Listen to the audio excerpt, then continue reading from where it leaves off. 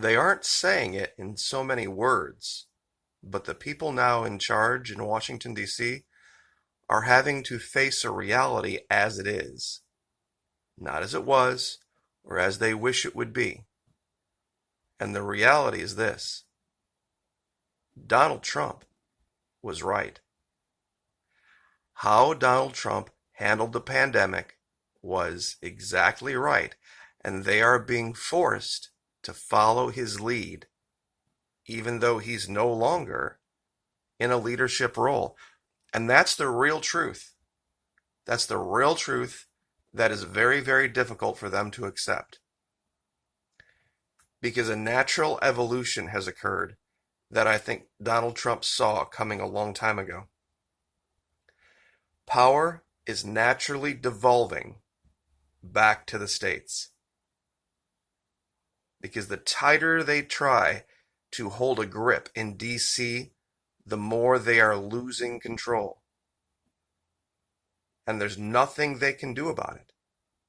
Everything they try fails. And this article on the right from CNN Politics accidentally gives up that game. They just accidentally proved Donald Trump right. They don't even realize they did it. That shows you how blind they are. This is how you know they're being led by children, because they're not sophisticated people intellectually. The Patriot Nurse said it really well in one of her last two live streams. There's a difference between becoming an adult and a child just getting old. There's a difference between becoming an adult and a child just getting old. Now, let me cover this for you real quick before we go to other parts of the video. Now, once again, this is from CNN. Sometimes they accidentally do some reporting. A Cold War is underway with the Republican Party as its members begin to navigate how former President Donald Trump and his legacy fit into the GOP's future. You see, they can give him whatever former title they want, but in reality, de facto, he's still living rent-free in their heads. That's why there's people flying banners and with planes calling him names over Mar-a-Lago. Because he's still living rent-free in their heads. Anyway, Donald Trump and his legacy fit into the GOP's future. Some in congressional leadership have signaled their desire to move the party beyond Trump by impeaching and convicting him. Allies of the former president, on the other hand, are proclaiming their loyalty to him in conservative media and in, pay attention here, state and local party organizations. Still, other Republicans remain fearful of the power Trump may yet wield in GOP primaries or see electoral possibilities in embracing a version of his populist conservative approach. The result is a Republican Party in a fight with itself over who will determine its path forward. Now, here is where they tell the truth and they don't even realize it. And, more crucially, who should be kept from the levers of power in the GOP. For the moment, party unity is giving way to recriminations, a culmination of the long-standing dispute between the party's grassroots and its leadership class that was mostly put on hold during Trump's presidency when few Republicans dared to cross him. Republicans are running the wilderness and looking desperately to point blame, said Eric Erickson, the conservative commentator and radio host. They're going to, quote, have to make room for each other or let the Democrats run over them in the midterms. Here's the false assumption. Here's this Eric Erickson makes. That there is any desire to attempt to wield power from D.C. anymore. D.C.'s powerless. D.C. is powerless, and Donald Trump knows it. Disunity could present a more existential threat to Republicans in his final days. Blah, blah, blah. Launching a Patriot Party is unserious. The potential of a split among right-of-center voters looms for Republicans. Erickson said the divide in the party isn't just philosophical, but literal, with both sides having their own redoubts within the GOP infrastructure. The pre-Trump establishment right now largely runs the policy-making arm. This is the National Party. of the party, and the Trump wing controls the state party arms. You see, that's the key, and that's what Donald Trump knew, and that's what he was right about. That's what he was right about. Real power to make change in people's lives has devolved. It has devolved from Washington, D.C., and they know it. It has devolved from Washington, D.C. to the states. They're hoping people aren't going to see this. The difference between California and Florida could not be more stark. It doesn't matter whether Trump is in the White House. It doesn't matter whether Biden's in the White House. And I was watching Jen Psaki. She is the spokesperson for the White House. She was under Obama. Now, you can like her politics or not like her politics. That's fine.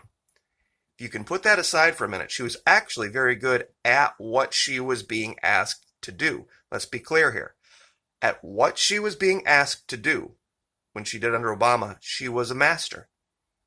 She was absolutely the best at it. Her last few press conferences, though, under Biden, deer in the headlights. Deer in the headlights, and almost looks scared.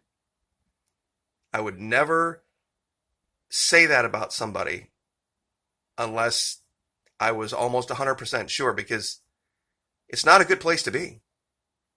It's not a good place to be. And she's not an ignorant woman.